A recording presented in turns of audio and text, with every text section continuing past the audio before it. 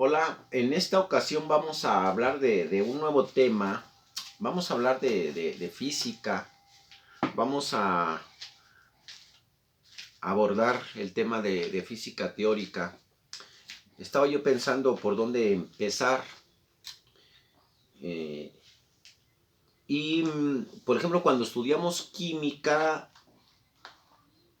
mm, uno de los primeros temas es aprender la tabla periódica de los elementos, ver cómo está constituida y analizarla. La tabla que tenemos acá a espaldas, esa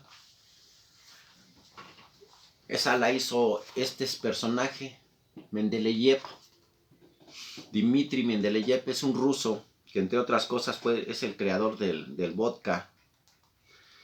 Eh, pero esa tabla química le sirve a la ciencia para explicar la naturaleza, para explicar cómo está constituida los elementos, pero donde se pensaba que el átomo era lo más pequeño. A la física no le sirve esa tabla. Existe otra tabla que es menos conocida que esa, que es una tabla de partículas, porque ya sabemos que el átomo no es lo más pequeño. Por mucho tiempo se pensó, pero no es lo más pequeño. Hay cosas más pequeñas que el átomo. Y hay una tabla donde nos explica un modelo estándar y que, pues, me tomé la libertad de dibujar este diagrama para poderlo explicar. Esta tabla se llama el modelo estándar. Esta tabla nos explica cuántas partículas subatómicas existen en este modelo, que es el aceptado por la ciencia.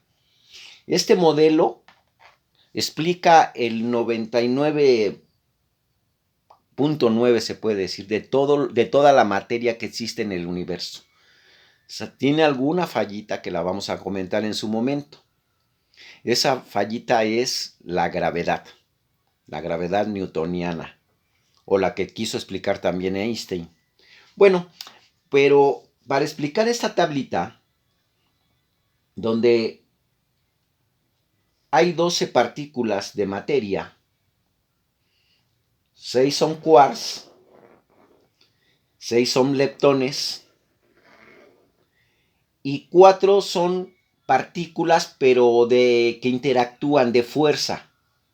Esas 4 partículas, esta es la materia, y estas partículas son las que interactúan para que interactúe esto que está acá.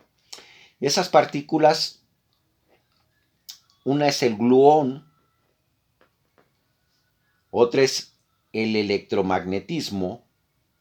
Decimos que esas fuerzas, que nosotros conocemos 4 fuerzas en la actualidad: la fuerza de gravedad, la fuerza de electromagnetismo. Estas son muy conocidas en el ámbito de la física clásica. Pero hay otras 2 fuerzas que son menos conocidas, que es la fuerza nuclear fuerte y la fuerza nuclear débil. Vamos a explicar todas ellas. Y para completar esta tabla de los elementos, esta tabla de elementos que la ocupamos en la física, hay otra cosa que se llama el bosón de Higgs. Es aceptado hasta el 2012, aunque ya venía por aquello de los años 60. Pero hasta hace poco Bueno, pues ese va a ser nuestro primer tema y va a consistir en explicar qué es todo esto que vemos, cómo está constituida y cómo la ciencia llegó hasta aquí. O sea, ¿qué pasó? Para eso vamos a abordar un poco de historia y vamos a ir viendo qué personajes fueron interviniendo para llegar a este punto. Entonces, ese va a ser nuestro primer tema de física. Vamos a empezar como se deben de empezar. Vamos a empezar por conocer la tabla periódica y cómo fue que la ciencia llegó a este punto donde estamos parados. Hay otro modelo. Este es el modelo estándar, es el más aceptado por la ciencia. Hay otras teorías que todavía están en estudio, por ejemplo, la teoría de las cuerdas o la teoría M, que también las vamos a explicar, pero vamos a empezar por la teoría que es más aceptada por la ciencia. Y para esto vamos a remontarnos un poco de la historia. Esta tabla del periódica de los elementos que se usa en química, pues fue la herramienta que teníamos para explicar la naturaleza de las cosas. Pero si, tardó 150 años después de que apareció la tabla periódica de los elementos, de la tabla química, para que empezaran a haber cambios. O sea, 150 años después tenemos una nueva tabla de los elementos, aunque en este caso ya se le llama partículas. Es muy distinta de la que se pensó originalmente. La gente pensaba que la materia, que los ladrillos fundamentales de la naturaleza eran los átomos. Y se utilizó esta palabra. Es una palabra muy antigua, es una palabra griega que significa indivisible, sin tomos. Por ejemplo, cuando tenemos nosotros una enciclopedia, la clasificamos por tomos, tomo 1, tomo 2. Pues esta no tiene tomos, es uno solo. Por eso es átomo, sin tomos, indivisible. Bueno, esta fue propuesta por Demócrito, que vivió más o menos entre 460 y 370 a.C. Y también abordó Epicuro, otro filósofo, en el año 341 y 270 a.C. Son los primeros en proponer que la materia estaba constituida por ladrillos fundamentales. Hace 150 años que un químico ruso llamado Dmitri Mendeleev, que es el que propuso clasificar a esos átomos que en ese momento se conocían en la naturaleza, empezó a clasificar una tabla en la que él notó algunas características interesantes. Características muy interesantes de los átomos, y realizó la tabla periódica de los elementos.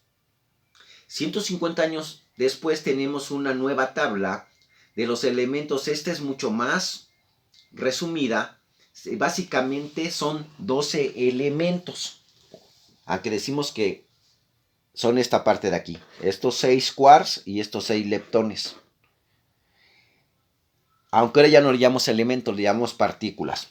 Bueno, continúo. En 1869 se propuso esta tabla periódica y a finales de siglo J. Johnson Thomson descubrió el electrón. Y pocos años después, Ernest Rutherford descubrió que los átomos tenían un núcleo, de tal manera que está establecida la naturaleza de los átomos como algo que tienen un núcleo y electrones girando a su alrededor. Ya sabemos que ese núcleo tiene protones de carga positiva y tiene neutrones de carga neutra. El electrón de carga negativa. Bueno, continúo. Poco tiempo después nos dimos cuenta que ese núcleo estaba hecho por protones y neutrones, y luego la gente consideró que los protones y los neutrones junto con los electrones eran los ladrillos fundamentales. Así mucho tiempo estuvo, hasta ahí se podía subdividir el átomo. Tanto que el protón tiene un nombre equivocado, porque protón significa la primera partícula, como si fuera una partícula fundamental. Tenían que pasar muchos años hasta que la década de los 70, donde queda bien establecido un modelo en el que podíamos definir a esos protones como partículas compuestas. O sea, un protón no es una partícula en sí, es un compuesto. Está compuesta de dos quarks U y de un quark D. De eso está compuesto. Luego lo vamos a especificar más. Ese es lo que es un protón. Bueno, pues en el siguiente capítulo vamos a seguir conociendo cómo es que llegamos a esta tablita. Por el momento es todo y nos vemos en el siguiente capítulo para explicar cómo funciona la física en su totalidad. Muchas gracias.